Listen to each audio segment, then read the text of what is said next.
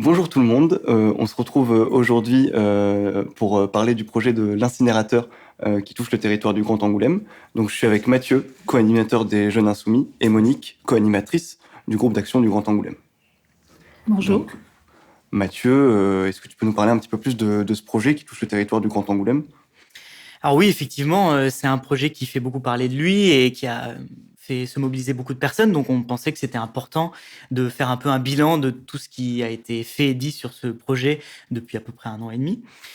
Donc en fait, tout simplement, en 2022, les habitants du département et plus précisément même de Grand Angoulême ont appris que Qualitum, le syndicat mixte qui gère les déchets pour le département, avait pris la décision de construire un incinérateur de déchets qui produit de l'énergie, donc on appelle un UVE, unité de valorisation énergétique, sur le site de l'ancienne poudrerie, c'est-à-dire entre Bassaux et Fléac, pour incinérer une partie des déchets, les déchets ménagers, et éventuellement aussi des déchets venus des déchetteries, qui sont aujourd'hui destinés principalement à l'enfouissement. Il s'agissait de construire un incinérateur pour brûler 120 000 tonnes de déchets chaque année. Pourquoi 120 000 tonnes ? Parce que c'était les déchets principalement de la Charente, ceux récoltés par le syndicat Qualitum, mais également en partenariat avec 2 autres collectivités, le Libournais et la Haute-Saintonge. Donc en fait, il s'agissait de faire venir des déchets à Angoulême, sur le site de l'incinérateur, sur un rayon de 100 km autour de l'usine d'incinération. Le projet coûterait environ 120 millions d'euros. Donc avec l'inflation et avec les nouvelles études qu'il y a eu, on sait qu'aujourd'hui c'est plutôt 140 000, 150 millions, voire plus. Et rebondissement dans le sujet de cet incinérateur, Michael Laville, donc le président de Qualitum, a été interviewé sur Charente Libre Télé il y a à peu près 2 semaines, et il a annoncé que le projet tel que dimensionné et tel que pensé à l'origine, sur le site de la poudrerie à Bassaux, à côté de Bassaux, était suspendu temporairement. Donc on pourra en parler. Déclaration confirmée par le maire d'Angoulême, Xavier Bonnefond. Exactement. Ouais, donc qui s'est empressé par la suite de dire que le projet n'était pas prévu dans les plans d'urbanisme locaux et donc qu'il ne s'agissait pas du tout de le faire sur Angoulême. Donc c'est un peu l'objet de cette vidéo, c'est d'expliquer un peu pourquoi on s'est mobilisé contre ce projet d'incinérateur, mais aussi de déterminer si oui ou non le projet il est abandonné. Parce qu'actuellement on nous dit il est suspendu sur le lieu où il était prévu à l'origine, mais ils sont en train de faire des nouvelles études pour savoir s'ils peuvent le mettre à un autre endroit. Monique, ce projet il a lieu sur le site de l'ancienne poudrerie. C'est un sujet et un lieu sur lequel tu as déjà un petit peu travaillé. Est-ce que tu peux nous en parler ? Oui, un tout petit peu, parce que au moment de la précédente campagne municipale, en 2020, c'était déjà il y avait déjà une idée d'aménagement sur ce lieu, qui est une friche, qui en 2020 a été dépolluée. Il a fallu 15 ans de dépollution pour qu'on puisse imaginer quelque chose en termes de logement, en termes d'implantation industrielle ou d'espaces verts particulièrement intéressants. Mais c'est quand même un site dont la dépollution a coûté 170 millions. Et on se représente peu ce terrain puisqu'il est fermé au public, mais c'est très intéressant de savoir quand même qu'il fait 5 fois le plateau d'Angoulême, où également, en termes de comparaison, il est équivalent à peu près 25 terrains de foot. Donc il y a vraiment 180 hectares, c'est quand même beaucoup. Et on pourrait effectivement le valoriser avec des coûts de dépollution comme ça. C'est intéressant d'imaginer des aménagements. Donc là, lorsqu'il a été question de cet incinérateur à cet endroit-là, forcément, ça m'a intéressé de voir un petit peu ce qui pouvait se faire. Et très sincèrement, je ne savais pas du tout ce que c'était que l'incinération. Je pensais que c'était quelque chose sans conséquence. Quand on brûle des déchets, voilà, ils sont éliminés, point terminé. Et puis, effectivement, ça c'est pas tout à fait ce qui s'est passé. Donc, j'ai appris plein de choses pendant cette mobilisation autour de l'incinérateur. Justement, visiblement, tu n'es pas la seule à avoir eu cette démarche-là de s'intéresser un peu à cette question-là. Est-ce que vous pouvez nous dire un petit peu, quand le projet a été mis en forme, comment aussi la mobilisation contre ce projet s'est organisée, tout simplement, comment les gens ont commencé à s'informer et à agir? Disons que je dirais, c'est quand même ce collectif de citoyens indignés qui a été le premier à alerter la population, finalement, et à faire du bruit. À faire du bruit dans la presse, à convoquer des réunions un peu techniques aussi, hein, avec des scientifiques, soit des médecins, soit un ingénieur spécialisé dans l'analyse des déchets industriels. C'est quand même tout à fait de circonstance pour savoir quelles sont les retombées des résidus d'un incinérateur. Hein. C'est tout à fait important. Donc, le COCIP a été vraiment la cheville ouvrière, et ils étaient intéressés d'autant plus que c'est eux qui ont découvert dans le journal, le 22 octobre, ou le 20 octobre, enfin je sais plus, non, le 27 octobre 2022, que une usine, donc une UVE, allait être implantée sous leurs fenêtres, tout simplement, hein, puisqu'il y a le méandre de la Charente longe une falaise, et que eux logent en haut de la falaise, et la cheminée de cette usine est plus haute, est prévue plus haute que la falaise elle-même. Donc, ils étaient vraiment aux premières loges. Ils ont été donc les premiers à se mobiliser contre. Et après, on se rend compte qu'au final, avec les différentes études, c'est au-delà de cette population très, très, très liée au site.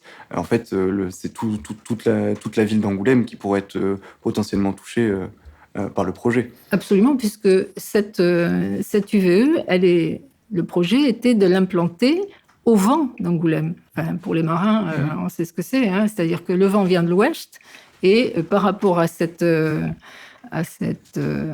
implantation, donc toutes les émanations gazeuses, fumées ou autres, venaient sur la ville d'Angoulême. Enfin, c'est vraiment... D'ailleurs, là, on a un bel exemple sur l'affiche, de voir effectivement toutes ces petites bulles de toxiques qui vont sur la ville d'Angoulême, qui continuent à avoir des jolies couleurs de ville accueillante, mais qui risquent d'être un petit peu mises en péril par toutes les émanations. Et justement, comme tu disais, tu as participé à la mobilisation avec COCIP, donc le collectif de citoyens indignés. Et en fait, c'est à peu près à partir de ce moment-là, tu me dis si je me trompe, hein, que la mobilisation a commencé à prendre de l'ampleur, parce que l'affiche, elle le dit, hein. L'idée, c'était de réunir un maximum de monde dans une salle à Saint-Michel pour donner de l'information sur le projet. Ça a été quand même une des premières étapes de la lutte, parce que beaucoup de personnes à ce moment-là et toujours aujourd'hui ne sont pas au courant dans le département, mais il y a un vrai manque d'informations sur le sujet. Il y a un manque d'informations, local, oui. c'est évident. Et c'était aussi de faire une manifestation. Alors, on a un peu participé à cette manifestation. Et voilà, c'est un peu le moment, oui, où le projet était au cœur des débats, quoi. Alors, même si le projet sur le lieu de l'ancienne poudrerie semble abandonné, Michael Laville, donc président du syndicat Qualitum, n'exclut pas, voire même pousse pour que le projet d'un incinérateur dans le Grand Angoulême, en tout cas sur le territoire de Qualitum, continue, qu'il y ait quand même un projet d'incinérateur. Il le dit presque avec le ton de « ça serait le bon sens, ça serait le camp de la raison de pousser pour un projet comme celui-ci ». Pourtant, avec les collectifs des citoyens indignés ou des associations ou les médecins, il y a quand même des véritables arguments contre ce projet, peu importe où il se trouve. Est-ce que vous pouvez nous en parler un petit peu ? Oui, je pense que la principale inquiétude, en tout cas, qui a animé les discussions à cette réunion publique, et puis ensuite, quand nous, en tant que mouvement à la France Insoumise, on s'est mobilisés et on a essayé de rassembler aussi du monde et d'informer les gens, c'était la question des risques sanitaires et environnementaux. Alors, comme disait Monique tout à l'heure, on peut avoir cette idée que brûler des déchets, ça les détruit totalement. En fait, ce qui se passe, c'est qu'il y en a une partie qui est non négligeable, 30%, de ces déchets incinérés qui persistent à la fin, voire même qui sont transformés. C'est un peu la base de la science, de dire rien ne se perd, rien ne se crée, tout se transforme. Et donc, on part de déchets de base, qui sont des déchets plastiques, des tout venant de poubelles noires. Et en fait, on arrive avec 30% de mâche-fer, c'est-à-dire des résidus solides de l'incinération, qui sont toxiques, et des réfiums, c'est-à-dire des résidus solides de fumée d'incinération, qui sont également très toxiques, et qu'on est obligé ensuite de traiter et d'enfouir dans des décharges de déchets très dangereux. Donc en fait, on s'est rendu compte, en prenant de l'information sur le sujet, que deux déchets qui sont, deux déchets du quotidien, on en arrive à avoir des déchets encore plus toxiques à l'arrivée. Et au-delà de ces résidus solides, qu'il faut traiter ensuite, il y a la question des émissions aériennes, de ce qu'on appelle basiquement des fumées. Mais comme le disent certaines personnes, il se trouve qu'il n'y a pas de fumée visible, apparemment, en haut des cheminées d'incinérateurs. En fait, c'est pas vraiment la question. La question, c'est est-ce que ce qui sort d'un incinérateur, ça pollue et c'est dangereux pour la santé des gens. Et donc, ou de l'environnement, exactement. Donc là, ce qu'on a appris en lisant la tribune de l'association des soignants d'Angoulême et alentours, qui s'appelle Veille Santé Environnementale, je crois, c'est que ça génère un grand nombre de polluants toxiques, l'incinération, dont des dioxines, des furanes, des métaux lourds. Une partie seulement de ces polluants sont filtrés et sont réglementairement filtrés. C'est dans la réglementation depuis plus de 10 ans. Il y en a une partie dont c'est pas le cas.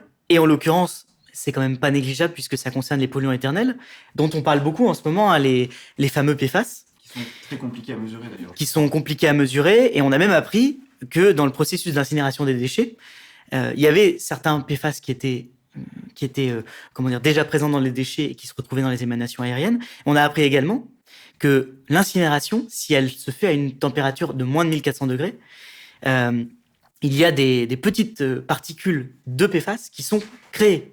Donc en fait, c'est un processus qui est créé des polluants et qui risque, de représenter un danger pour la population. Et c'est vrai qu'à ce moment-là, on a entendu les critiques et les réponses de Michael Laville, le président de Qualitum, qui disait, dans un premier temps, il n'y a pas de fumée. Donc pour nous, c'était pas vraiment un argument, comme je l'ai dit, et qui disait dans un deuxième temps, la réglementation est stricte, on peut même aller au-delà. Et ce qui sort maintenant des fumées des incinérateurs qu'on pourrait appeler nouvelle génération, c'est ridicule. C'est vraiment des nanoparticules. Mais en fait, la question, c'est que ces soignants-là, ils nous ont expliqué qu'après avoir fait des recherches dans la littérature scientifique, on pouvait craindre ce qu'on appelle un effet cocktail, c'est-à-dire que des particules toxiques, même à faible dose, peuvent s'accumuler les unes avec les autres et produire un effet toxique. Et à l'heure d'aujourd'hui, toujours, on n'a pas de réponse précise de la part des porteurs du projet. Il y a beaucoup de gens qui se questionnent même sur l'utilité d'un projet d'incinérateur, alors même que la France est l'un des pays qui en a le plus.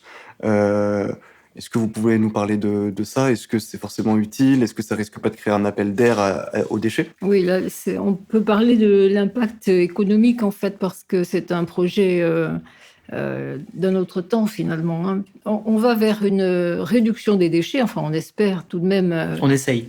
On essaye, et puis on espère que l'éducation, l'information va finir par être positive en termes d'attitude aussi individuelle pour mieux gérer ces déchets.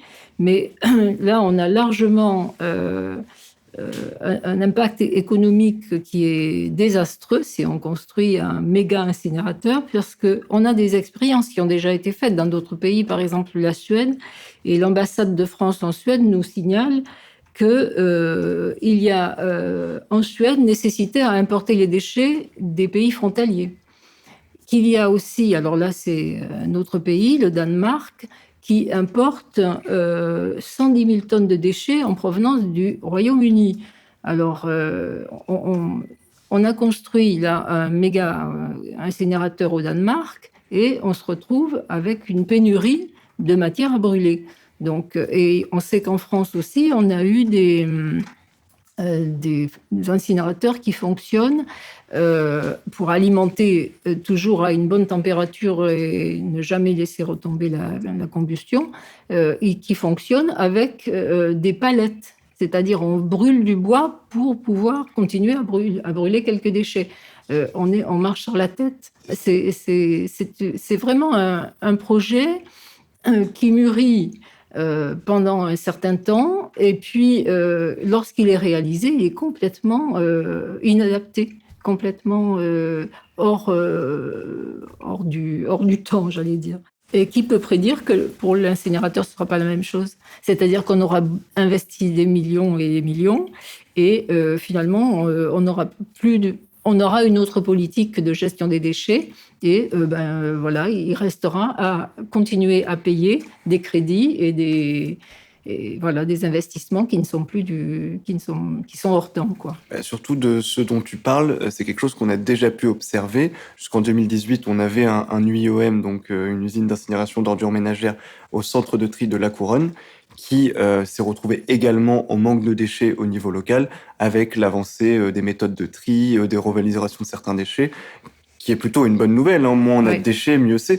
Mais dans ce cas-là, pourquoi faire un projet d'incinérateur? Oui, comme tu parles de l'incinérateur de La Couronne, il faut savoir que celui qui était en projet est 4 fois à une capacité supérieure à 4 fois à celui de La Couronne. Donc, on est toujours dans le gigantisme. Pour peut-être finir sur les arguments contre, on nous dit que la solution de l'enfouissement va être un peu obsolète parce que de plus en plus taxée, et que donc il faudrait presque naturellement se tourner vers l'incinération. Est-ce que vous avez d'autres choses à dire sur ce sujet-là? Effectivement, c'est une belle manière d'engager la discussion sur le sujet, parce que en fait, comme tu le pointais, Monique, le président de Qualitum, il n'a cessé de dire en quelque sorte, il n'y a pas d'alternative, quoi. Ça nous rappelle des souvenirs, et en nous expliquant qu'effectivement la tonne de déchets enfouis était de plus en plus taxée, et qu'on allait vers une interdiction de l'enfouissement, ce qui est une bonne chose, puisque l'enfouissement, on parlait des pollutions de l'incinération, ça produit aussi énormément de pollution. On sait qu'à Sainte-Sévère, le ruisseau qui est à côté est régulièrement l'objet de prélèvements qui sont assez inquiétantes, par exemple pour les pollutions au PFAS. Mais sauf que la question qu'on se pose, nous, c'est est-ce que ça va pas être la même chose pour l'incinération, puisque l'Union européenne a commencé à réfléchir à introduire dans son marché européen du carbone la taxation, l'introduction des émissions de CO2 des incinérateurs. Parce que souvent, on nous explique que l'incinération, quand ça produit de l'énergie, en l'occurrence là, dans le projet, c'est pour nourrir un réseau de chaleur, on nous explique que ça participe de la transition écologique, puisque ce serait une énergie renouvelable. Le problème, c'est que comme ça produit du carbone, ça peut pas être considéré comme une énergie renouvelable. Donc on a le risque, comme tu le sous-entends, que l'incinération soit de plus en plus taxée. Et en l'occurrence, le projet, puisqu'il a été temporairement suspendu et que Qualitum est visiblement en train de faire des études pour chercher un autre endroit pour le positionner, on peut estimer qu'on va attendre encore une bonne dizaine d'années avant qu'il ne soit, si le projet est réalisé, qu'il ne soit opérationnel. Si le projet est opérationnel dans 10 ans, donc éventuellement en 2025-2026, ça veut dire en 2026, on commencera avec une installation qui sera peut-être déjà pas du tout rentable et complètement, has-been vis-à-vis de ce qu'on doit faire pour la bifurcation écologique. Donc nous, ce qu'on dit, c'est que on doit commencer dès maintenant, et donc on doit se poser la question de la dette qu'on laissera aux générations futures, donc à nous, dette écologique et dette économique. Quand on voit tout ça, qu'est-ce qu'on peut en tirer pour une organisation comme la France Insoumise, de comment militer pour des luttes locales, finalement? En tout cas, en lien avec des projets comme celui-là. La première des choses, comme on le disait tout à l'heure, c'est amasser des connaissances techniques, scientifiques, pour que tous les militants, dans un premier temps, puis ensuite l'ensemble de la population, puissent se sentir, je pense, légitimes de considérer que oui, il y a des alternatives, et oui, on peut penser la gestion des déchets autrement. Parce qu'il faut quand même le reconnaître, cette question, elle est très technique, hein, vous l'avez vu, on a utilisé plein d'acronymes, il y a des institutions qui se partagent les compétences. Donc déjà, il y a ça. Et puis, on se trouve face à des élus qui sont un peu parfois dans une croisade pour décrédibiliser les oppositions. Et donc, je pense que le rôle d'un mouvement politique comme le mouvement Insoumis, en partenariat, en collaboration avec les associations, c'est de transmettre de l'information un maximum. C'est pour ça qu'on a fait une réunion publique il y a 1 an à peu près, avec le député René Pilato. On avait d'ailleurs invité les associations qui luttent contre le projet pour donner un maximum d'informations sur le sujet. Comme tu disais, Monique, au départ, peut-être que les gens s'opposent au projet parce que c'est un projet qui est à côté de chez eux et qui va générer des pollutions. Et en fait, nous, tout notre questionnement, c'était comment est-ce qu'on peut réfléchir, non pas simplement être contre l'incinérateur, là, celui d'Angoulême, mais être contre l'incinération de manière globale. Qu'est-ce que ça implique comme autre modèle de société ? Et c'est vrai que le fait de militer, ça éveille un petit peu l'esprit, parce que très sincèrement, comme je l'ai dit tout à l'heure déjà, mais pour le feu dans l'imaginaire populaire, c'est quelque chose qui purifie, on est bien loin de penser qu'un incinérateur va générer plus d'informations, de plus d'éléments chimiques, comme ce que Mathieu a dit tout à l'heure, et qui deviennent incontrôlables par rapport aux éléments d'origine. Ouais, c'est ça, on se rend compte qu'en fait, quand les gens s'informent ou quand certaines organisations se forment ou se penchent sur le sujet, en fait, les citoyens, ça dépasse le clivage gauche-droite, c'est juste les citoyens inquiets ou les organisations qui comprennent que ce projet, en plus d'être un peu inutile, a vraiment certains risques. C'est pas pour autant qu'il n'y a pas de problème vis-à-vis des ordures ménagères ou de la gestion des déchets. Quelles solutions est-ce qu'on pourrait proposer, que ce soit au niveau national ou au niveau local, justement, à ces potentielles problématiques qui peuvent survenir ? De toute façon, à un moment donné, il faudra légiférer pour penser à la gestion intelligente des déchets. Il faudra peut-être légiférer pour interdire les suremballages, il faudra peut-être légiférer pour ne plus produire de fast fashion, il faudra peut-être imiter ce qui s'est fait pour les pailles en plastique qui ont été interdites, les touillettes en plastique pour le café, etc. Il y a quand même des choses qui sont passées par la loi. Et on observe globalement au niveau national une réduction des déchets.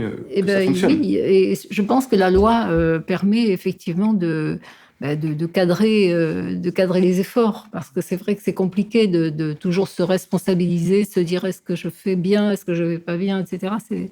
Il faut accompagner les gens. Et on a la chance à la LFI d'avoir un député, Maxime Lenné, qui justement a déposé une proposition de loi pour remettre à l'honneur la consigne des contenants en verre. C'est une première démarche tout à fait intéressante. Oui, donc il y a des associations au niveau local, qui ont proposé qu'on fasse ce que propose l'ADEME, l'Agence nationale pour la protection de l'environnement, c'est-à-dire de mutualiser les incinérateurs qui existent déjà et optimiser leur capacité. Donc on pourrait peut-être imaginer qu'on achemine par le transport ferroviaire des déchets non valorisables, comme on le dit, d'endroits où ils sont produits jusqu'à un endroit où il y a un incinérateur.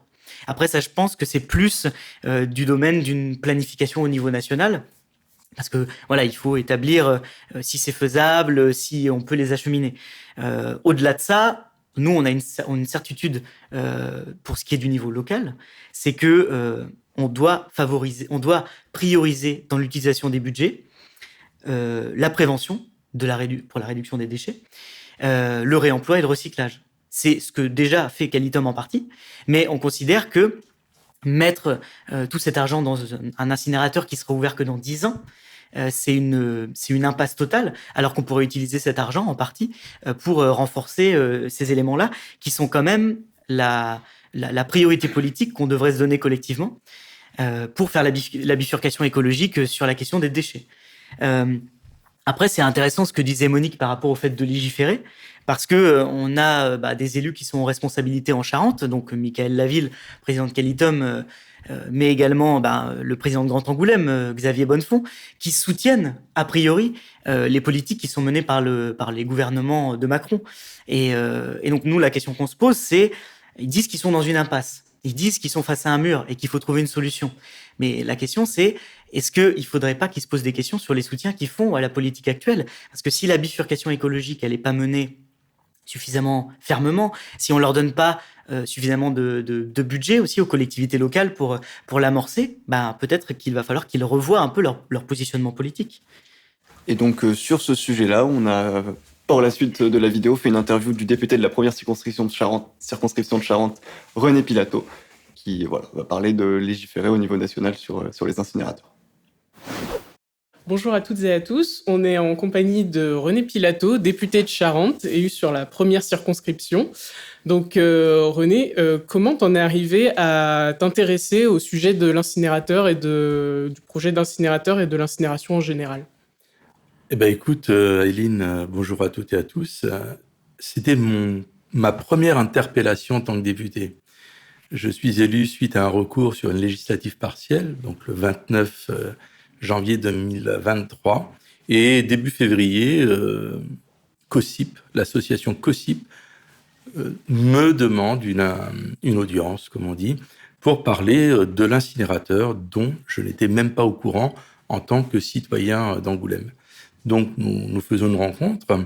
Il m'explique géographiquement où il va se trouver. Donc, un endroit quand même qui est très étonnant. Ensuite, il m'explique le tonnage. Et je leur demande, mais comment avez-vous toutes ces informations, puisque c'est pas dans la presse, c'est pas connu. Et donc, effectivement, il m'explique le cheminement et tout le travail qu'ils ont fait pour avoir des informations, bride par bride, en les extirpant au fur et à mesure, et monte une association qui s'appelle COSIP, et qui va commencer ce combat contre l'installation de l'incinérateur sur l'ancien site de la poudrerie. Donc, je m'intéresse au sujet, je commence à creuser un petit peu la partie technique, puisque je viens quand même d'un milieu technique, et je me dis que, il faut aider COSIP. Je prends position très vite avec à l'époque, les réseaux n'étaient pas aussi développés, en tout cas en ce qui me concerne, et je mets un tout petit post sur Facebook en disant que je me positionne contre l'incinérateur, et là, ça fait un pataquès, puisque Michael Laville, et Philippi, je crois, le directeur, demandent à me rencontrer pour m'exposer le projet. Tout démarre comme ça, en fait. Et du coup, en tant que député, tu es un élu national. Le projet, c'est un projet local porté par le syndicat Qualitum qui gère les déchets, porté par des élus locaux, donc comme tu disais, Michael Laville. Comment toi, en tant qu'élu national, tu peux arriver à avoir prise sur ce projet alors que, techniquement, en tant que député, c'est pas tout à fait c'est pas ton rôle premier. Alors, dans le mandat de député tel que je le pratique, on reçoit de la part des citoyens, des associations, des entreprises, on reçoit tout ce qui va et tout ce qui ne va pas, surtout sur le territoire. Et quand on arrive à l'Assemblée nationale, on porte la voix des gens qui nous interpellent. Et je me suis dit, comment porter effectivement la voix d'arrêter de construire des incinérateurs, de faire des déchets plutôt des choses réutilisables, des produits qu'on ne jette pas forcément à la poubelle et surtout qu'on n'incinère pas. Et quelque part, dans ce processus, il y a eu quelque chose d'énorme qui est arrivé, c'est la découverte des PFAS, les polluants éternels dans l'eau. Et en fait, au départ, on n'avait pas fait le lien. Et tout doucement, en regardant un petit peu les caractéristiques techniques de l'incinérateur, de tous les incinérateurs pratiquement, ils brûlent entre 800 et 900 degrés. Et là, on se rend compte que les PFAS ne sont pas dégradés. Et au contraire, ils sont décomposés en molécules plus nocives. Donc, ce qui se passe, on creuse le sujet et on se rend compte que tout ce qu'on appelle les mâches-fer, qui étaient donc utilisées, c'est la cendre en gros, sous les routes. Et en fait, ces mâches-fer ont pollué toutes les nappes phréatiques. Donc, il y a à un moment une conjonction de connaissances. Dans l'éducation populaire, ça nous permet dans l'exposé des motifs, je dirais, de la PPL, dont on parlera tout à l'heure, ça permet de dire, attention, l'incinération telle qu'elle se fait aujourd'hui pose d'énormes problèmes de dioxine. On le voit avec, par exemple, à 10 km autour, impossible, si tu as des poules, de manger les œufs. Tu vois ? Donc, et viennent se greffer les PFAS. Donc, ça devient un sujet national même s'il part localement. Et on peut effectivement, à partir de ce moment-là, se dire on va pouvoir trouver un angle pour porter ça au niveau de l'Assemblée nationale. Oui, c'est vrai que du coup, en fait, il y a ce projet, on va dire, à Angoulême qui touche l'agglomération, mais il y a aussi d'autres projets ailleurs. Et du coup, comme tu as commencé à le dire, du coup, tu as proposé une proposition de loi, tu l'as déposée en février, qui concerne du coup les nouveaux projets d'incinérateurs. Est-ce que tu peux nous en dire un peu plus Alors, rapidement, il y a 117 incinérateurs recensés aujourd'hui en France. Notre capacité, c'est un quart de la capacité européenne. Donc, on est largement surdoté. Il faudrait faire un vrai point pour savoir quels sont ceux qui vont arrêter de fonctionner. Et si on doit en construire des nouveaux, ce serait bien qu'ils brûlent à plus de 1400 degrés. À ce moment-là, les PFAS sont minéralisés, vitrifiés, et ça permet de ne pas polluer, ils sont stables. Donc la PPL, la proposition de loi, donc la différence entre une PPL et un PJL, un projet de loi, le projet de loi, c'est le gouvernement qui propose, les PPL sont les députés. Je propose donc de faire un moratoire, c'est-à-dire on arrête de construire des incinérateurs, il y en a 8 en prévision que j'appelle basse température, et on fait un point de savoir si on a besoin de construire des incinérateurs ou pour minimiser le chemin des déchets et surtout avec une technologie qui permet d'aller au-delà de 1400 degrés afin d'arrêter de polluer comme on le fait jusqu'à maintenant. Donc c'est plutôt pour désintégrer en fait les PFAS. C'est ça, c'est-à-dire on fait un point sur l'incinération, cette PPL propose un rapport, on fait un point sur l'incinération, on regarde en France comment gérer les déchets au niveau national et s'il faut construire des incinérateurs, pour qu'on n'ait plus ce problème de pollution de PFAS, il faut qu'ils brûlent au-delà de 1400 degrés. Et ça, quand on l'a donné localement, cette information, elle a fait une bombe. Parce qu'effectivement, j'en ai parlé au préfet, puis ça s'est su. On a fait des réunions publiques avec COSIP. Et à partir du moment où ce chiffre a été donné, c'est plus du tout le même projet. C'est un incinérateur qui est plus cher. On fait pas forcément de l'eau chaude avec, mais on fait peut-être plutôt de l'électricité. Donc, ce n'est plus du tout le même projet. Et c'est pour ça que, quelque part, ça a fait basculer des élus locaux dans l'opposition à l'incinérateur. Bah, c'est sûr que les PFAS, tout le monde le dit, hein, c'est le scandale sanitaire en fait des années 2020. Donc c'est un combat qu'on va continuer de mener localement et puis du coup nationalement sûrement avec le futur débat sur ta PPL. Donc merci beaucoup en tout cas d'avoir répondu à ces questions. Et puis on suivra le cheminement de cette PPL et puis on continuera de suivre aussi la lutte de COSIP localement. Merci à Eileen et merci à toutes et à tous pour ce moment technique et ce moment de partage et d'éducation populaire. À bientôt.